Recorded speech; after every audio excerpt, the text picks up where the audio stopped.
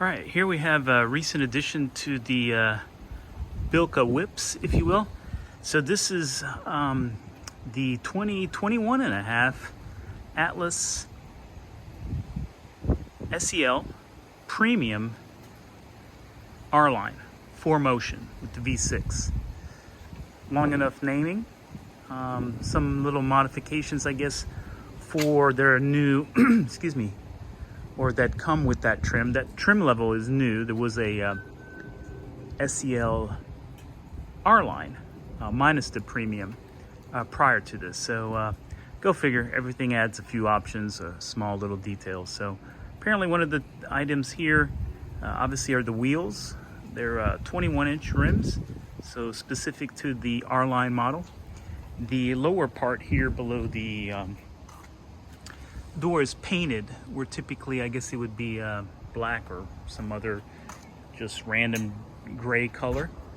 Obviously you have the R-Line badging, so pretty sharp looking. I think there may be a few small improvements, or I think maybe like this black fake bumper or ventilation treatment. Obviously these are just plastic, there's nothing there, so there's no active ventilation going on. But like I said, the wheels are 21-inch all the way around, 265 45s.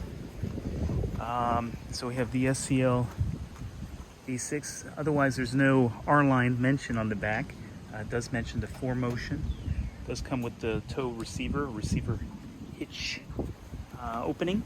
Again, you know, more fake stuff is no exhaust. You figure they'd just kind of do away with it if they're trying to clean up the look or make it look cool, if you will. You know, LED rear lights. I think pretty much everything now, at least on this premium model, is LED. You can kind of tell with the little Y aspect there. I believe they have a either slightly modified or at least larger VW emblem, is what I believe I heard is the case. Again, I mentioned the R-Line badging here on the side.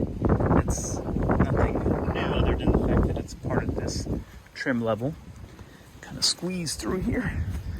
So yeah, so apparently the front emblem is A, larger, or B, slightly changed. You have some more R-Line indication right here. These are LED running lamps, LED headlamps, and LED high beams.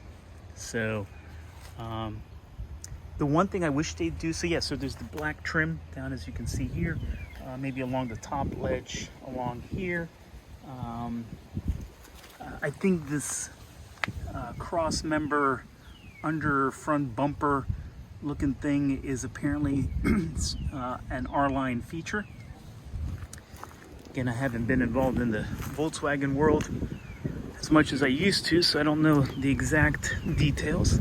It is in this case, it is a 7-seater.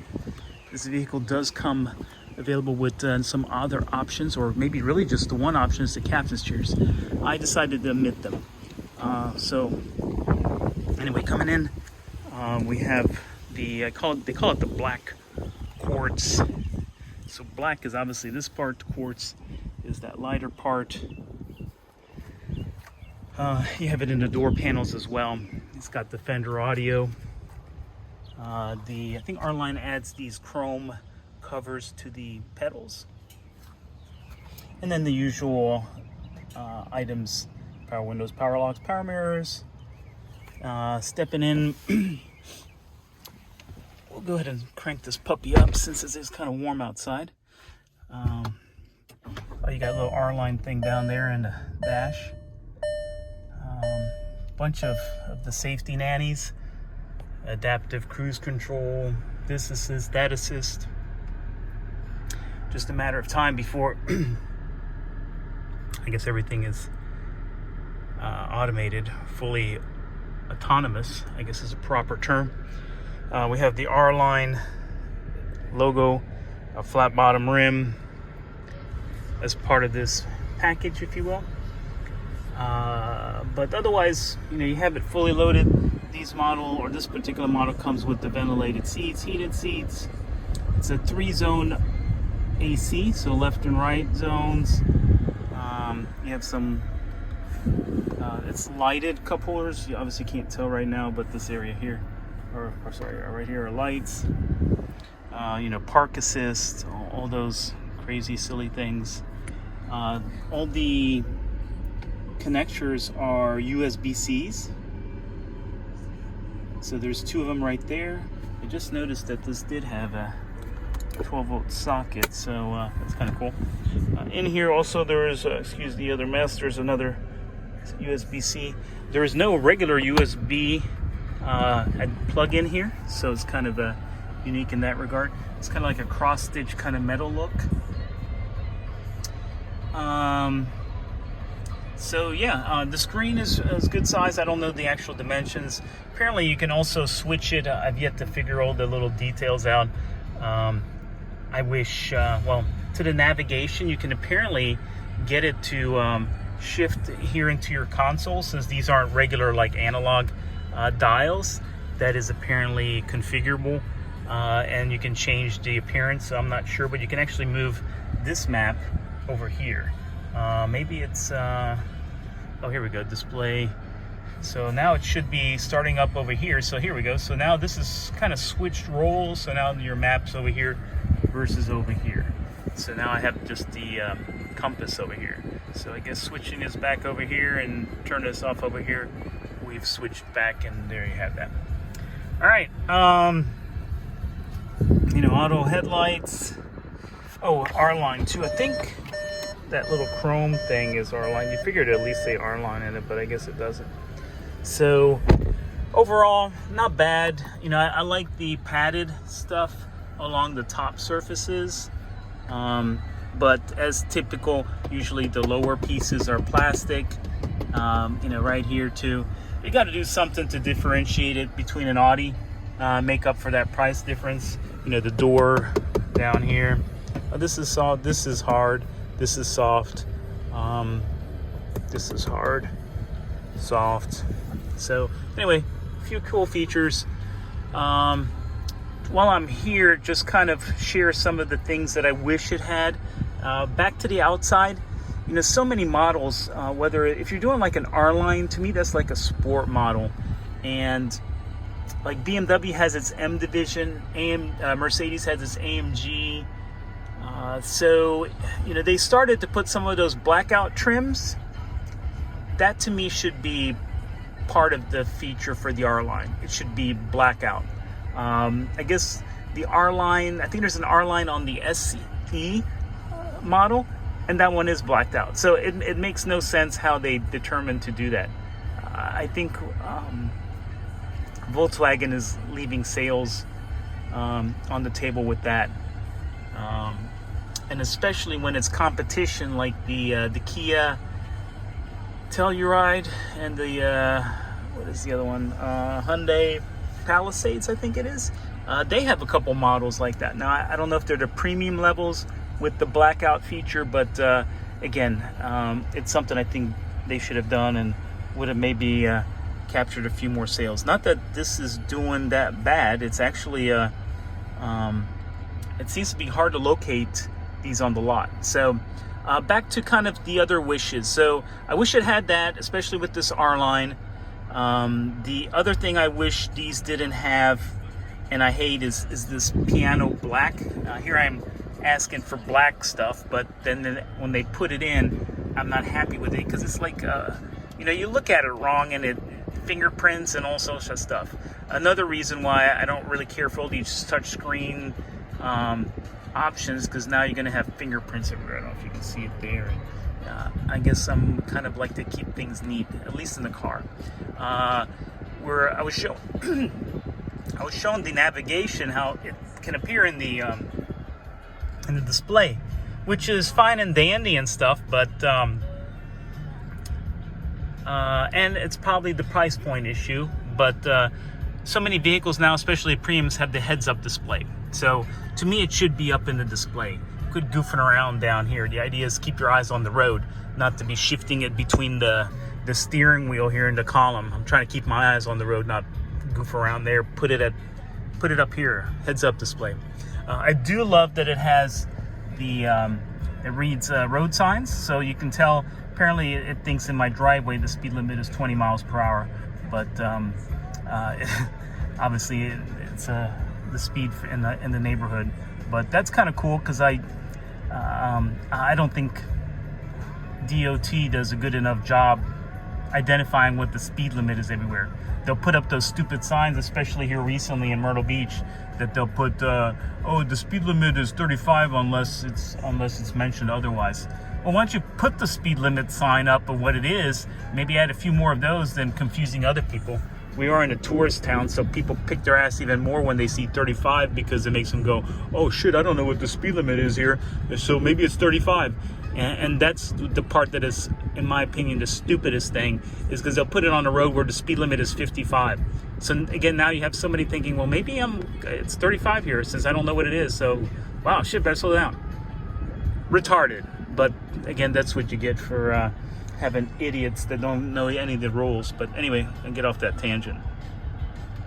The other feature that I thought they could do, or it's actually a feature I hate in this vehicle, and is becoming more and more common, is the auto on off. So where you stop, or don't even need to be stopped. You could be, well, I guess you have to be stopped because your engine's not going to shut off when you're driving. But yeah, if you come to a light and it turns off, and then granted you take your foot off the brake or hit the accelerator and it cuts off, but it's supposed to save, but you have so many other features or items that are now getting more wear and tear. So I don't understand that. If you want to offer it, fine. Here you see it says off. The problem is that you have to turn it off each time you get in the car. And I have it in my BMW, but I press the button to turn it off and it's off, period. If I turn the car off, turn it back on, it's continuously off. Why can't they do that? So apparently the fix to that is to yank the wire that connects to it in the engine. So I may need to figure out where that is and disconnect it, since that is absolutely retarded. Feature they could have also improved on is, all these things I mentioned earlier. This is a 3-zone AC. Well, I never knew, and they're calling 2 zones here because I can adjust the temperature here on this side, and I can adjust the temperature here on this side. Well, that's cool and all, but to me, to be a proper zone, you should also be able to control where the airflow is going. So here, yeah, we have different temperatures, but it's whatever we have set here is where it's going. So in this case, if we were to select this, it'll pop up here on the screen, so we can then select which way. So right now, both sides are blowing to the right. Or sorry, not to the right. Let me get that pulled back up. Oh, that's retarded. Okay, another stupidity. All right, so it apparently cycles every time you push the button. It blows somewhere else. Retarded. Should be able to control, if the passenger wants it blowing on their feet, let them do it. That's a zone, not one temperature. So anyway, I'll need to stop bitching and moaning. It's got the adjustable steering wheel. I don't, some people bitch that it doesn't have power. I don't really think that's a big deal. I'm not a big fan of SUVs, but we have a need to carry something. So occasionally, probably more so than we really should, including our dogs. So that was an important factor in our decision with this. And so that's why we have an SUV. Otherwise, I would drive a station wagon. But I need a little more space, and just with the designs now and the fact that they don't sell station wagons over here, they keep discontinuing because nobody buys them. So again, we're a society of followers. But anyway, this has a big panoramic roof. This shade is automatic as well. Those controls are right here. Oh, another retarded thing. So this car, the MSRP is $52,000 and change. And guess what doesn't come with it? I mentioned all these fabulous extras, but you don't get a garage door opener. It's an accessory that's added on. So you have to make sure that you get it. It's $200, but for Pete's sakes, in a $52,000 car, it needs to be included. It's just retarded. If it didn't come with it, then I would have a $52,000 car with a mirror that doesn't work, or it doesn't. I don't have a garage door opener, so just retarded. But anyway, all right. So we'll hop into the back to kind of get an idea here. One feature though I like on this car is the remote start. Living here in the South, it gets hotter than the hoochie coochie, and it is just scorching. And to be able to start it remotely and let it cool off a little bit, that is a huge plus. So here you can kind of further see the contrast, the black quartz as they call it. It is leather, so that's a feature that I wanted. You know, German cars like to have that option of that fake or imitation leather.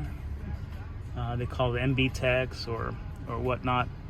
But anyway, this is actually leather, so I like that. You know, people could argue, well, it wears better, the non-leather. But the part that I noticed that makes a big impact is the car smell, the interior smell of the car. Obviously, when a car is new, they all smell new. But after a while, that vinyl, it doesn't, you know, you'd say somebody can age well. So to me, vinyl doesn't smell well, if that's the term. Aged smell, I guess is what it could be termed. Leather to me has that leather scent even after a while. So that was the reason for it. I'll probably regret it. We don't keep the car that long, so if it does wear some, because it doesn't wear as well as imitation leather, then so be it. So we got plenty of room here. I'm short, but we have this set where I would drive. Look at that. That's a ton of space. Look, it's even in front of the B pillar, my chair. The passenger is sitting back. So you have this bench back here. I think really the only true option from the factory is whether you have the captain's seats or the bench. To me, the captain's seats are, well, they don't serve my purpose. I have a big SUV and I needed a flat platform. If you have the two captain's chairs, then you know it's flat here. Then you got a big gap right there. That's a step, and then another big gap. So it's kind of just all retarded, if you will. So and funny enough, everybody wants freaking captain's chairs, so nobody wants a bench. But so be it. You can kind of see here with the windows open or the door open now that you have an LED light. That's the main key thing here. I can see it here with that blue of that glow right there. Is kind of cool. So back here we have our other zone. That's our third zone, so to speak. Apparently it's off, so let's turn this thing on somehow. And so you can adjust the fan back here. Now here, I guess it really doesn't matter because you are truly in the back, if you will. I do have the heated seats too. Obviously the vents. Again, we talked about the USB-C, so we have a USB-C, and we actually have, that's the first time I noticed it, push. Oh, what do you know? All right, you actually have a regular socket. Now that's pretty cool. I'm used to seeing it in the back, but I didn't realize they had it back here. So anyway, pretty, otherwise it looks pretty nice. Plenty of room. So we'll go back over here. One thing I wanted to show, this should have a sliding seat. So if I can somehow slide this, there we go. You could theoretically slide it back like that, which, you know, may be a good feature. You know, you could kind of do what? I guess really, if you had bigger people in the back, sit here. I'm not gonna fold up the third row. We don't use it. I bought it more so for storage space, or to be able to carry a lot. So they call this a standard. Let me actually fold this down here real quick. So the part that I don't enjoy in other cars is that the seat doesn't lay flat. Okay, so that's essentially flat. And it bugs me that they don't lay flat in other vehicles. They are usually at, you know, like an angle like this or something. So that's not flat. And obviously the challenge is because it's an SUV, they are lower, otherwise they would be top heavy. But in order to provide a better driving experience, handling and so forth, then they're all lower. So since to make it lower, you got to bring the roof down, and if you had, and you have to have room to fold these seats, right? So that's why it's a challenge. So there's very few vehicles where actually fold down flat. So that's one of the, I guess, selling features for me, was getting the fold down seats, or fold flat seats rather. So but some tests I've seen, you know, they were actually comparing it to other vehicles, and you know, it had pretty good access, obviously, to the back seat or the third row, which is folded flat. But you know, if you lift that up, you can get in pretty easy. Especially if I would have slid this forward, you know, you can step right in there versus having to do some acrobatics to pop back over there. So anyway, it's pretty cool. Kind of hard to do this with one hand. I guess some other vehicles may have power folding seats, which, okay, that's probably a cool feature too. This also has, you can see it here. Here we go. Some windscreens for the back windows. I guess that can be pretty cool. Pretty useful. Had Cooper in here earlier, so he slobbered things up. All right, oh, I should probably go get some gas. All right, so opening the back up, we'll finish up over here real quick. I've been yapping so much. But yeah, you got a large area. I like that you have the vents back there too. You know, this is pretty large. I'm tempted to just leave the dogs back here. You know, this cover doesn't come with it, but you know, that might be enough space to have the boys hang out without interfering. Otherwise, they're hanging out over there. But anyway, and this way they can get some air blowing on them from those side vents there. So pretty cool. You got some cup holders here, tie downs. Let's see here. I'm getting a few different covers here to cover things up. Oh, this is kind of a neat feature. Let's take a touch on that. Dog fur already appearing everywhere. So this is, so they have the Fender amplifier. You can see it right there. That's not what I was going to get at with being cool, but I don't know what that is. Oh, that's where you connect for the battery. Oh, all right. But nevertheless, this is cool, and this is the cover, cargo cover. Usually when we get it, because we keep folding the seats down and then it's in the way, I kind of take it out of here and hide it in the house. So here it's actually got a little compartment that when it's not in use, you can just place it in there. And that way, if you want to use it and you're like, oh shoot, man, I want to put the cover in place, you can. So that pops down there. And so that's about it. All right, well, let me close this. It's got a power door here thing. And you can also do the kick thing, the foot kick thing, which comes in handy. I always have my key in the pocket, so obviously I can't press that to open anything up. And so how do you open it? So if you do the kick, right? Watch, of course it won't work for me now. Is it because I'm standing here or cars running? I don't know. But anyway, the kick thing works. So, oh, I forgot to mention, let me go back in here. I'm sure there'll be things I'll think about after I'm done here, but I wanted to show, one feature I do like is, so it's got obviously a feature that many cars have nowadays where you just keep the key in your pocket and you don't need to press to unlock things, but usually everything is controlled by the front door. So say if you're like me and you get out and you want to lock it and then you keep your briefcase in the back seat, then I was like, shoot, I got to unlock it again and then open it. But here, guess what? You can lock and unlock from the back doors. So that's pretty cool. All right, but also what I wanted to show is, we'll get back in here. Let's see if we can pull it up. So we got some controls here to control the camera angles. So apparently there's all sorts of stuff. So you can, from here you can see I got the whole driveway. You can see how close I am to the bushes. You got a closer view. If we go back to this, then we got a view from this angle. We got a view from this angle. And what this is, you can change colors. It goes back. What's over here? That's audible. So 3D. But anyway, it comes in handy. Wonder if there's any more settings. Oops, I guess I should be filming it.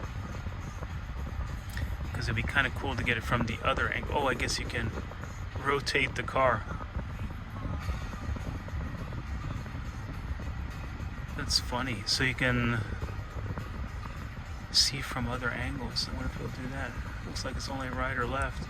So you can turn it and see which... Cool.